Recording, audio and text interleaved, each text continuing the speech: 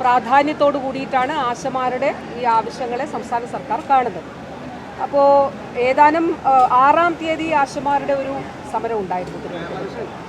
അപ്പോൾ അന്ന് സമരം ചെയ്ത ആശമാർ എന്നെ കാണാനായിട്ട് വന്നിരുന്നു, എൻ്റെ ഓഫീസിൽ വന്നു.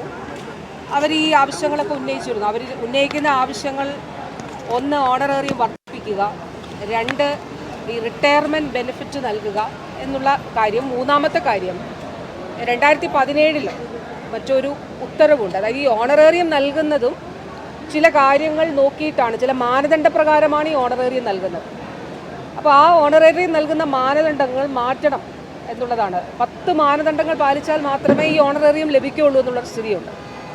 അപ്പോൾ അന്ന് 6-ാം തീയതി 7-ാം തീയതിയോ ആണ് അവരെന്നെ കാണാൻ വന്നത്. അപ്പോൾ അന്ന് അവരുമായിട്ടുള്ള കൂടിക്കാഴ്ചയിൽ തന്നെ ഞാൻ പറഞ്ഞിരുന്നു, അത് മാറ്റാവുന്നതാണ്, അതിലൊരു മനുഷ്യത്വപരമായിട്ടുള്ള സമീപനം സ്വീകരിക്കണം എന്നുള്ളതാണ്. ആരോഗ്യ വകുപ്പിന് അനുഭാവപൂർണ്ണമായിട്ടുള്ള നിലപാടാണ് ഉള്ളത്.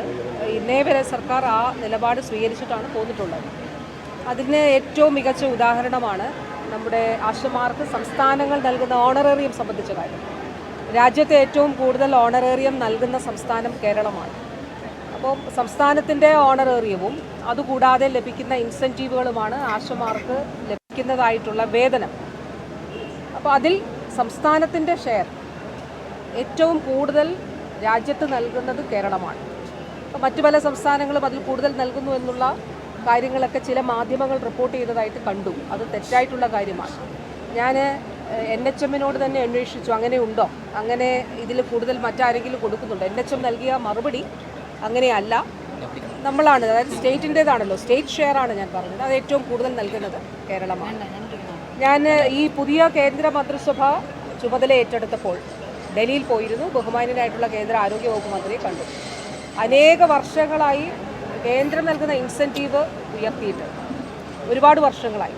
അപ്പോൾ ഞാൻ നൽകിയ നിവേദനങ്ങളിൽ ഒന്നാമതായി എഴുതിയിരുന്നത് ആശമാരുടെ കാര്യമാണ്. ഒന്നാമത്തെ കാര്യം ബഹുമാനപ്പെട്ട മിനിസ്റ്റർ ഈ ചർച്ചയിൽ അപ്പോൾ എൻ്റെ കത്തിൻ്റെ അടിസ്ഥാനത്തിലാണല്ലോ ചർച്ചയിൽ അജണ്ട നിശ്ചയിക്കുക. അതിൽ ഒന്നാമത്തെ അജണ്ടയായി ഞാൻ എഴുതിയതും ഞാൻ ആവശ്യപ്പെട്ടതും മിനിസ്റ്റർ അതിൻ്റെ അനുസരിച്ച് രേഖപ്പെടുത്തിയതും ആശമാരുടെ വിഷയമായിരുന്നു. അതിൽ സ്റ്റേറ്റ് ആവശ്യപ്പെട്ട വിഷയം ഇവർക്ക് നൽകുന്ന ഇൻസെൻറ്റീവ്സ്. ഇപ്പോൾ കേന്ദ്രം നൽകുന്നത് 2000 രൂപയാണ്. ഈ മാനദണ്ഡം പാലിച്ച് ഇത് ചെയ്താൽ മാത്രമേ ഇത്ര രൂപ നൽകിയുള്ളൂ, ഇത് ചെയ്താൽ ഇത്ര രൂപ നൽകിയുള്ളൂ. ഈ ഓണറേറിയം സംബന്ധിച്ച് അത് ആ നിലയിൽ പൂർണ്ണമായി അത് വേണ്ട എന്നുള്ളതാണ് കാണുന്നത്. അപ്പോൾ അതിൽ കമ്മിറ്റിയുടെ റിപ്പോർട്ടും കൂടി വന്നതിന് ശേഷം സർക്കാർ ആശമാർക്ക് അനുകൂലമായിട്ടുള്ള ഒരു തീരുമാനം എടുക്കണമെന്ന് തന്നെയാണ് കണ്ടിട്ടുള്ളത്. അത് ഞാൻ നേരത്തെ അത് രേഖാമൂലം ആശമാരെ 7-ാം തീയതി തന്നെ അറിയിച്ചിരുന്നതാണ്.